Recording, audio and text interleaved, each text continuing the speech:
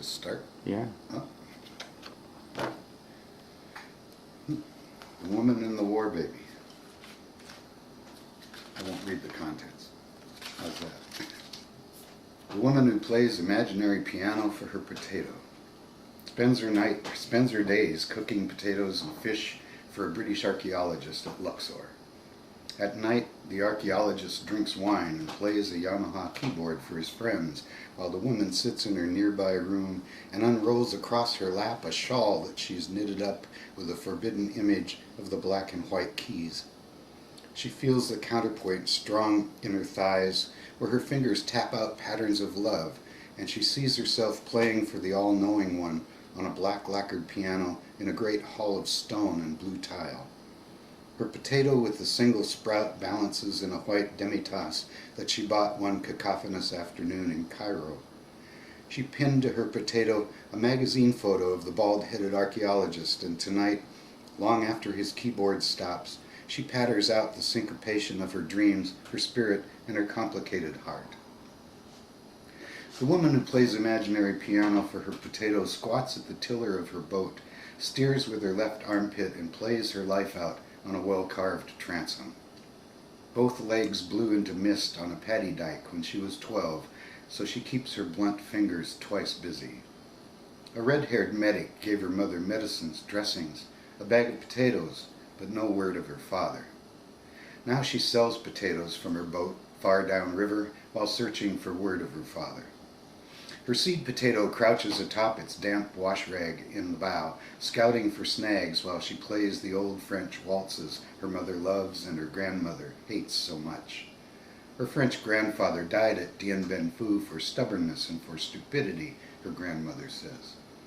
Her mother married a black-skinned man whom the Kennedys sent to vaccinate her village. They killed the Kennedy a few months later, and her father left them for the Montagnards. He spoke a kind of French from the south of America, so she plays the French waltzes for him now, fingers oiling the mahogany transom, plays her music hard downriver and across the unforgiving sea. He will waltz back on the wind to her mother, who took no other man. Nods with the chop of the river or with the rhythm of her calloused fingers. Even with all those never looks. The woman who plays imaginary piano for her potato is a painter from Tierra del Fuego, educated in Paris, her supple fingers trying out tones instead of hues, her husband asleep on the veranda. She made her fortune in oysters and sheep, and her husband, who married for money, learned to stay for love.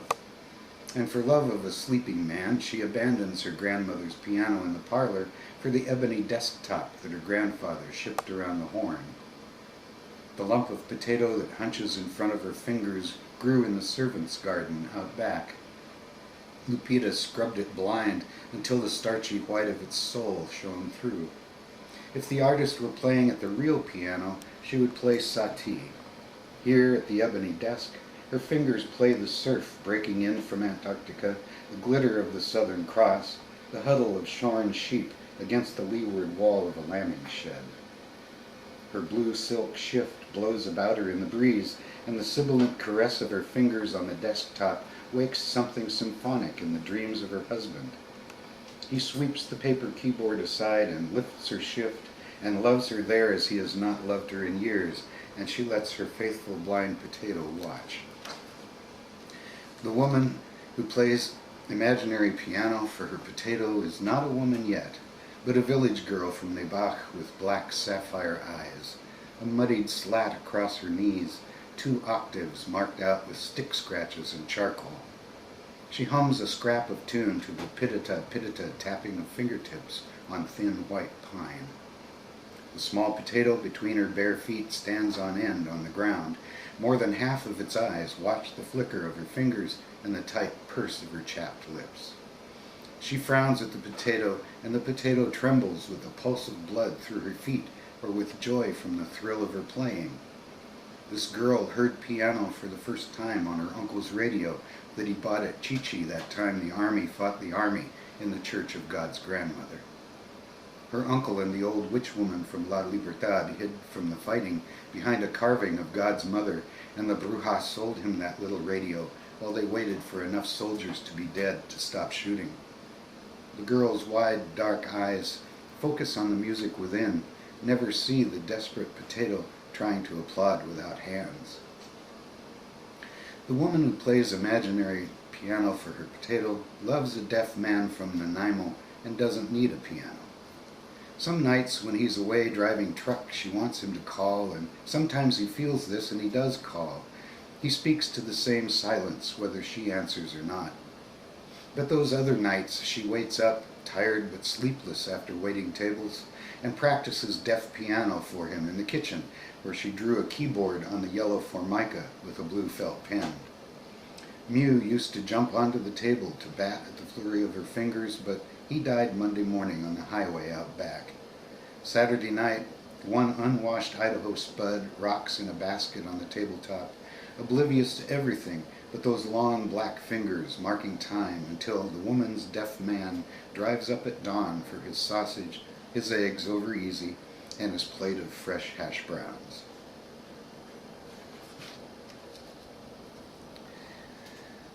Walking the Whitman Mission. Step east into their shadows. Stand with cottonwoods at your back and hold your breath as they hold theirs. Listen for screams, crumbling memories of stones. Kneel here between ruts. Push your hand deep into mud. Your pulse echoes the westering throb of wheels and oxen, axes. Winds off the blue mountains ripple ryegrass, your hair faces in a pond. Turn your black back to the sentry. He strikes the air with feathers and drums out the fever in his eyes. Behind him, a clatter of dried bones scatters like wings. One magpie struts and pokes at bright red splashes in the leaves. The mud on your hand flakes off. The long white feather of your breath twirls like hope in clean winter air. Message from Ohanapakash Glacier. I have seen the soft light flicker, seen the nose and fingers pressed flat, fogging the ice at my feet, sinking. That is no spirit.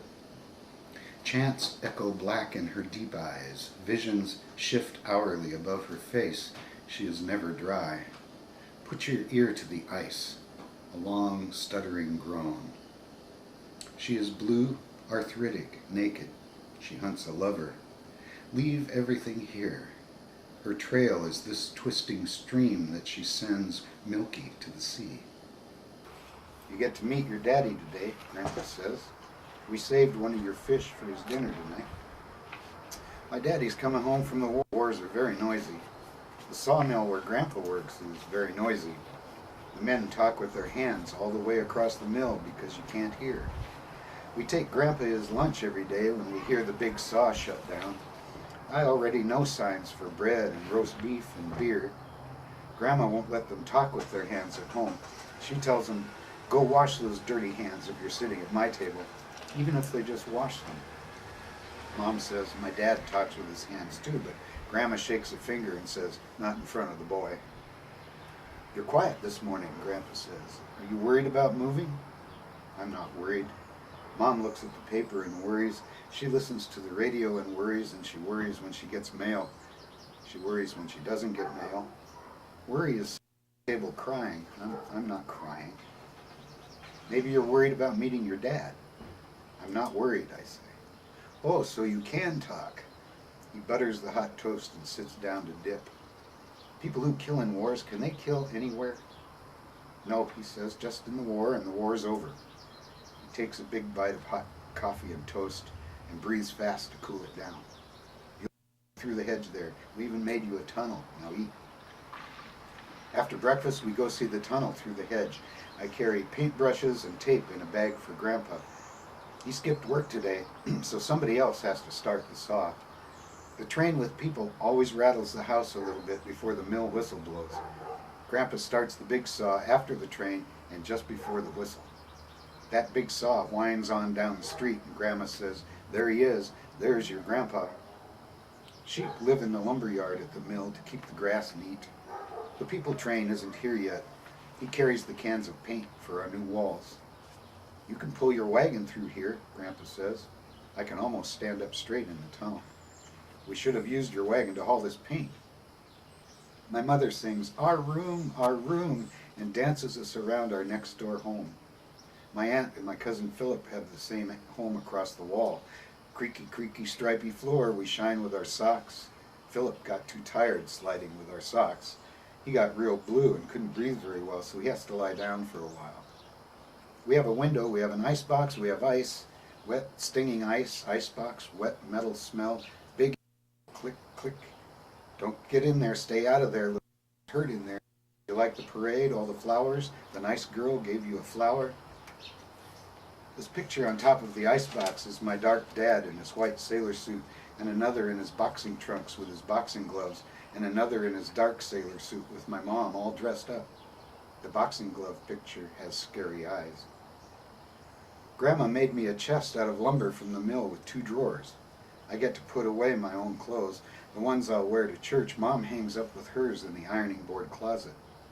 Grandpa and Grandma set our bed against the wall, and another little bed against the other wall by my 2 drawers. The aunts, all of the women here with blankets, our yellow curtains, a table. The aunts nail up a clothesline and hang a green sheet between our bed and the little bed. Curtains and table and flower, all yellow, green window open. Grandma stands me on the table, points out the windy window. Out there, she says, train tracks and coal yard in trouble. We get grain off the train tracks for Grandpa's chickens and pigeons. We get free coal off the train tracks for the heater. Grandma calls the men on the train car trouble. Grandpa says if she wouldn't feed them, they wouldn't come to the door. Every one of them is somebody's boy, she says. Grandpa's pipe smoke smells and coffee, radio squeak smells, then 4-leaf clover music and the wind. Grandpa bobs us on his knee. Billy McGee of the Horse Marines, he feeds his horse on pork and beans. Grandma fries bologna on the camp stove, and the women in my soft mother dance. I wake up on the little bed in the dark. Light under the door to the kitchen, my mom laughs and ice tinkles glass. One aunt, there's headlights, they're here. Another aunt says, get the boy, his daddy's here. The light hurts my eyes, and Philip grabs my arm. Come on, wake up, our dads are here. Everybody's in our kitchen, yelling and patting backs and kissing. One man's face is bandaged and one has dark hair. My dad has black hair. Philip's dad with the bandaged face tries to lift him but can't. I'll be tossing you to the rafters in no time, he says, and kisses Philip's hair. My black-haired dad is kissing my mom so hard she can't breathe. She turns red and not blue. Philip, he bends her over backwards. She hits my dad's shoulder and he stops. Meet your son, she says. He looks down, laughs. So, this is the boy, he says. He sticks his hand out, his big boxing hand. Glad to meet you. My mom slaps his arm. You're kidding. He's your son. She turns to me and motions me toward him. And give your father a kiss. He's very big and has the whiskey smell that Grandma hates. His hand on my chest. I stop. Then he reaches his boxing hand out again. Men don't kiss men, he says. Men shake hands. Mom says, oh, for Pete's sake, and everyone gets quiet. So I shake hands with my dad, and Mom hands him and my uncle a drink. We get some cake. Then Grandpa and Grandma walk me through the hedge and let me camp on the couch with the radio. 4-leaf clover comes on again, and Grandpa's pipe smoke from the porch, and Grandma crying. I hope she knows what she's getting into, Grandma says. I hope she can handle it. Grandpa says something quiet. Grandma stops crying. He knocks his pipe out on the step, and they creak, creak up the stairs to bed. Go back and read that one again for me, please, Bill. Sure. War Baby. I was the 3-day pass in San Francisco. Her only time on a train, Mom rode down and she and I rode back. Hot Quonset hut, drunk sailors and their brides waited in line. Skinny little tipsy Mom with Dad, the Navy's middleweight champ, ship sinker, screamer in the night. He never expected me. After the war, I was the accident he met at the door. The battleship of our lives deployed into perpetual winter. He'd expected to die. Imagined my tiny mother cashing his claim, regular grief her tribute. his graveside memory honorable and enduring. Imagine his surprise when he lived. Imagine his impossible mission. Imagine paradise, that last 3-day pass, safe and drunk with a good woman in his home port.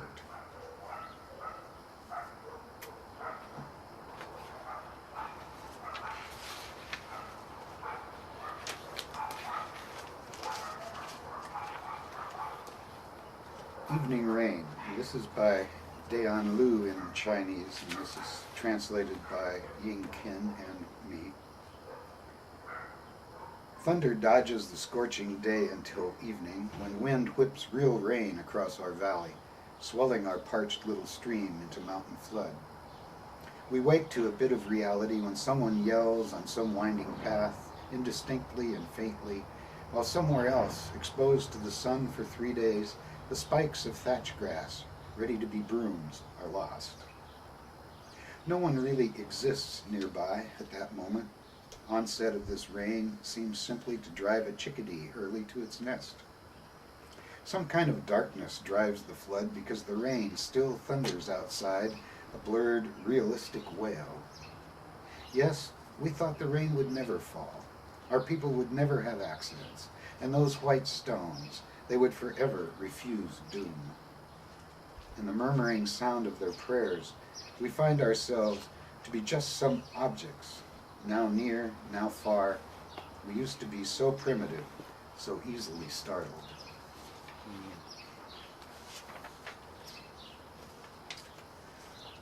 Bumblebees. "Billy," my little sister screams. "Billy," from the curb, her curly hair and her saggy diaper abuzz with bees. I toss my listless grasshopper and scramble gravel to the dry, dusty grasses across the road. A sizzle of bumblebees streams from the ground, grabs us both with their stiff, stickery legs, and stings. All around us, their sweet, fresh dust of pollen beats the summer air to a thick, yellow shimmer. Scoop up sister, bumblebees and all, and sting right between the eyes. Face puffs tight, forehead nearly splits, births this pale mole. My shaving mirror adds twin silver hairs. Her little fingers clutch my neck tight even now. "Billy!" Checkup, and this is another poem from the Chinese by Zhang R and translated by Zhang R and me. Checkup. How long do I have to wait here? Write a poem, lighten these heavy prognostications. The bee needle stabs a vein, buzz lights up the heart. Radiation isn't related to emotion, generally speaking. Seductive green snake curves across the monitor. Want to eat the forbidden fruit? Curve up, yang and strength, birds' dancing wings. Curve down, accept the bleeding. To relax is no sign of giving up. In a snap it swirls away, shed skin, apple peels everywhere. Outside the window blind, youths surround a brand new Volkswagen. Take turns in the driver's seat, touch here, there. Have you touched the tail, or is it hidden? An apple tree buds out. Bees swarm. Speed up. He extends one finger, steps quicken, have to run, climb. At first, morning always filled us with confidence. How beautiful, how strong. Watch them shoulder to shoulder, sharing a cigarette, so cool. Kiss each other's lip petals or fuzzy cheeks. Speed up. 2 fingers now, heartbeats. Blue forked tongue licks, contracts the red light. Still 10 more seconds. Enter the cold machine. White metal arms curve, hold me tight. Hands behind my head, expose both armpits. Like when I was young, without warning or wariness. Mom! Heart suddenly loud. Mom singing, my cries, and the pink fluorescent dye symbolizes blood or rubies. Shines on the branches of flowering youth. This garden, even if surrounded by gold, I still see the innocent glimmer contracting ahead. 40 years of age. Can I expect more? We will see each other again, youngster, believe it or not. You turn and don't look at me. Blow a smoke ring, swaying, divergent, not a blink. So what? They don't go home. Starlight, star bright. Tomorrow, the results from life. These kids will take the world for a spin. Everything is normal. Everything's all right. Narrowing those eyes without eyelids, snake, so flamboyant, scribbles out its secrets to no one.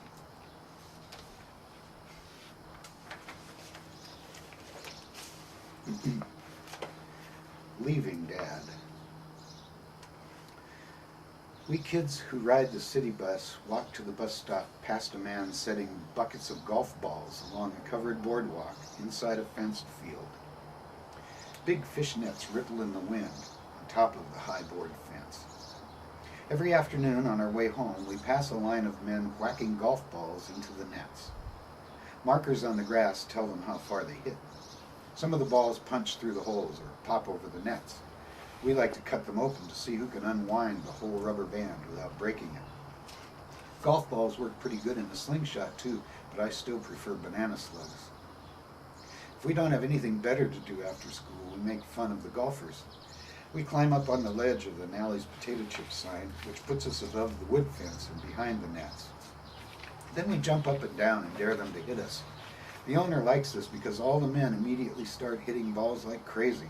They lob quite a few over the nets, off the sign and into the lot below. So one day after school, the owner stops me.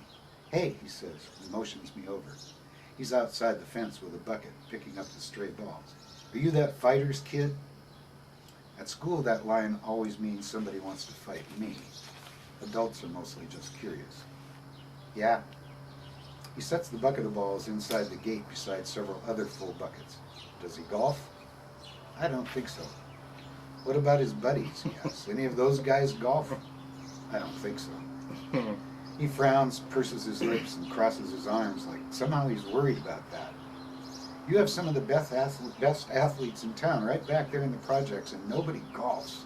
He shakes his head. "I don't get it." I point to his one bucket of balls, $1 sign and say, "We don't have $1. He says. Some men inside the field holler for him to hurry up with the balls. He frowns deeper and shakes his head again. Then he points his finger in the air like he's got a great idea, and he laughs. "Hey kid, you want a job?" He reaches around the open gate and hands me 4 empty buckets. "Pick up the balls outside the fence and I'll give you $1/4 a bucket." At least 50 buckets worth of balls are scattered under the Nally's potato chip sign, and these 4 buckets make $1 right here, right now. Dad made $25 fighting at the armory last week. I can make that much picking up golf balls. The golf guy is gone already delivering his buckets, so I get busy. I fill the 4 buckets really fast and get $1/4 each time I bring one in. I hurry home so Mom won't worry. Grandma gave me a pig bank with a plug in its belly so I don't have to break it to get my money out. I have $7.10 from saving my milk money and helping Grandpa stack firewood.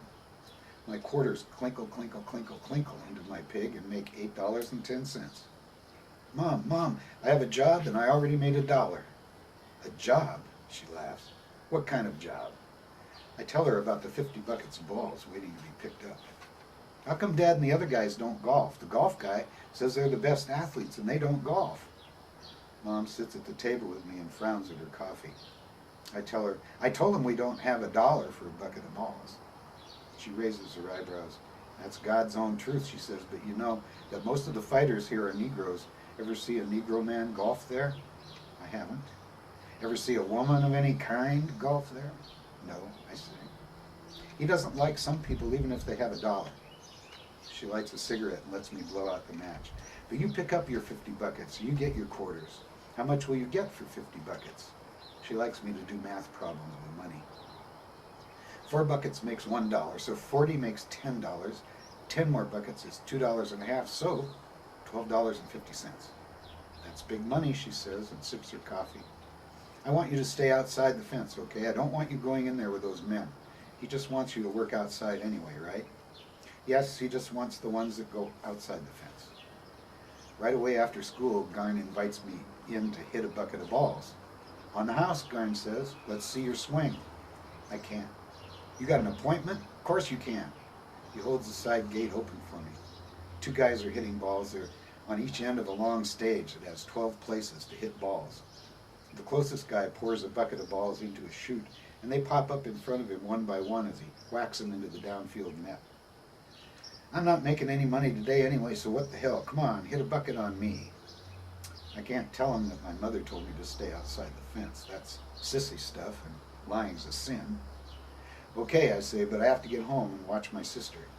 Hey, I'm not keeping you. I just thought you'd like to try it after watching these guys every day. Come here, let's find you something to swat with. I follow him through the gate and up the steps behind the front counter. The back room is packed with boxes of candy bars, pop, cigarettes, and golf balls. Golf clubs line the walls behind the counter like we did for our school picture, short ones in front and big ones in back. He picks out 3 of the short clubs, lights a cigarette, and squints at a bucket of balls. Grab that, he says, and coughs. I think we're set. We wait for the first guy to finish his swing before we walk behind him to the second spot. Garn, the guy says, I'll need another bucket here. Me too, the other guy says. I'm out down here. Garn pours my balls into the chute, and one pops up on a little stand in front of me. Hold on, he says. I'm setting up the boy here. He hands me a club with a big head and shows me how to hold it. Now whack a few while I get these men set up. I'll be right back. My first swing hits the floor first and just bounces the ball off the edge of the stage. I look out at the numbers on the signs across the stretch of green. 100, 200, 300, 400. The 400 is painted on the tall back fence. I went about 4. Here, kid, the guy next to me says, hold it like this. He moves my hands down the club a little bit.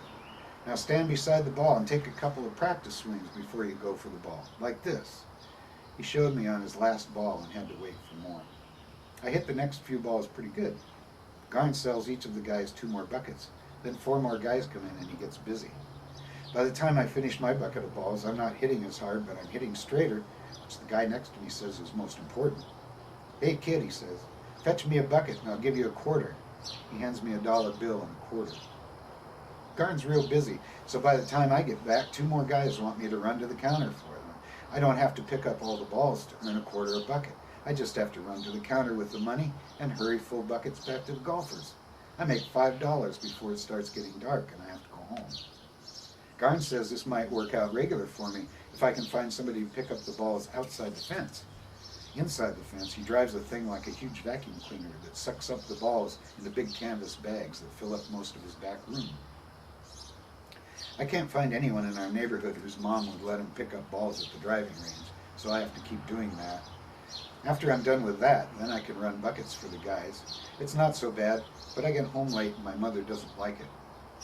I want you home earlier, she says. You're too tired doing your homework. My pig bank's already over full.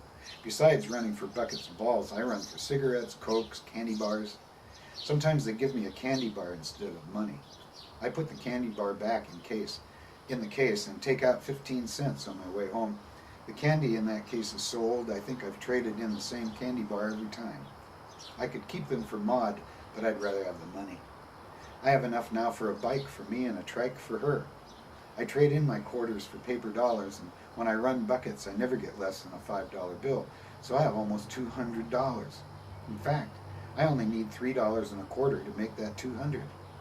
I'm just running up to the counter to get 2 buckets and a pack of Lucky Strikes for Mr. Gallagher when Dad walks in. I'm filling Mr. Gallagher's buckets from the barrel in the back behind the counter, so I duck behind the barrel. Dad's wearing his sunglasses in the rain again, which means he has a fresh black eye. Hello, Bill, Garn says. You got something for me? My dad slaps an envelope on the counter. Garn opens it, and I see a lot of money crammed inside. Garn counts it while Dad lights one of Garn's smokes. He looks around, and those sunglasses hide his eyes. It's not all here. He gave me what he had, and I took the rest out on his face. Looks like you paid a little interest yourself, Garn says. He laughs. Dad doesn't. Garn pulls a bill out of the envelope and sets it on the counter. Dad taps it with his finger a few times, then scoops it into his shirt pocket. Wasn't hardly worth the bus ride, Dad says. I'll have something for you Friday night after the races, Garn says. I'm fighting at the Armory Friday night, a 10-round feature. It'll keep until Saturday, I'm sure. Saturday I'm bouncer at the Willows. So collect in the afternoon, bounce at night. I've seen my dad fight, but I guess I've never seen him bounce. He always walks really smooth, like a leopard. Hey, if your boy on Saturday gets rough like this one did, then I'll lose the bouncer job. Can't have a guy all beat up at the door. Bad for business. I'll do it Sunday. I'll do it while the wife and kids are at church. That adds 2 days' interest, Garn says. We both make a little more for our trouble. Mr. Gallagher bumps my dad aside at the counter. Hey, Garn, where's that kid with my balls and my smokes? I gotta get back to... Hey, there he is. Everything stands still. I let out the breath I'm holding, pick up the 2 full buckets and set them beside Mr. Gallagher. I reach behind the counter for his luckies and hand him back his money. Nobody says anything, and nobody moves. I walk straight out the side gate and straight home. Mom's at work, and Nurse Rusty, the red-haired county health nurse, watches Maud, who has whooping cough. She has her blanket and her toys and doesn't move at all. I got scared when I had it and couldn't breathe, but I get more scared when Maud can't breathe. She passes out and gets blue. She's not blue now, but she sure looks tired. Where's your dad? Nurse Rusty asks. I can't hang around here all day. Right here, he says. He's huffing a little from running home. You, he says, pointing at me. Take your sister and your butt into the back room and stay there. Don't be so rough on the boy, Nurse Rusty says. Keep out of this, my dad snaps. I get Maud, her blanket, and her toys into our bed in the back room. Sometimes she wets the bed and she rolls over on my side to do it. Mom got her a plastic pad that I put under her, but it doesn't do much good when she rolls off of it. I think if she can roll over to pee, she can get up to do it. She's lucky we had an outhouse when I was her age. Dad's still talking to Nurse Rusty in the living room. I get Maud and her things onto her pad and tucked in. I tuck extra tight on my side because she wets the bed more when she's sick. She starts coughing again and then the whooping. I'm wanting Dad or Rusty to come check on her, but nobody's coming and she's whooping herself blue now. Now she's not breathing. I run into the living room and yell, Dad, Dad! And Nurse Rusty jumps off my dad, who jumps off the couch. They're both buck naked except for their socks. They both have white socks. Nurse Rusty has bright red hair between her legs that she grabs with one hand while she snatches up her uniform with the other. Get your ass in the back room now, Dad yells. I run to the back room and feel like I have to pee. My sister's breathing again and she's not blue anymore. She's sweating and crying with goo in her eyes. Dad busts in behind me just wearing his shorts. He grabs me by the arm and shakes a finger in my face. Don't you say anything about this to anybody, you get me? Yes. He picks me up by the arm and shakes me against the wall. And you're not going back to that driving range, you get that too? I can't hardly breathe. Yes. I'm starting to cry and that'll make things worse.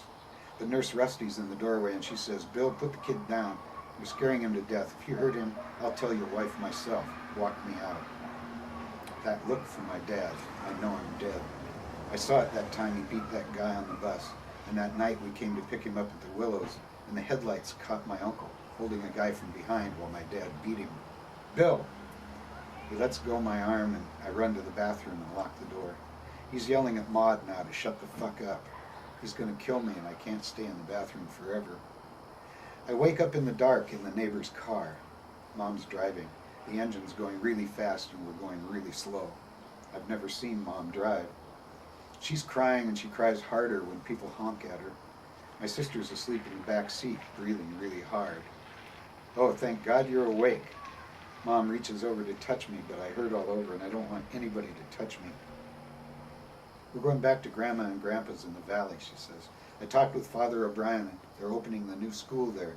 Some of the nuns from visitation will be there, so you won't be a stranger. She's not crying now, but her eyes are nearly swelled shut, and the glasses are all messy. My sister coughs herself awake.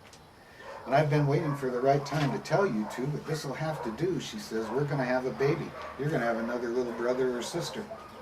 Sister, Maud says. I already have a brother. That's the most she said in nearly a week. What about Dad? We're turning across the tracks now, down into my grandparents' driveway. All the lights are on and Grandpa stands on the porch smoking his pipe, hands tucked under his suspenders.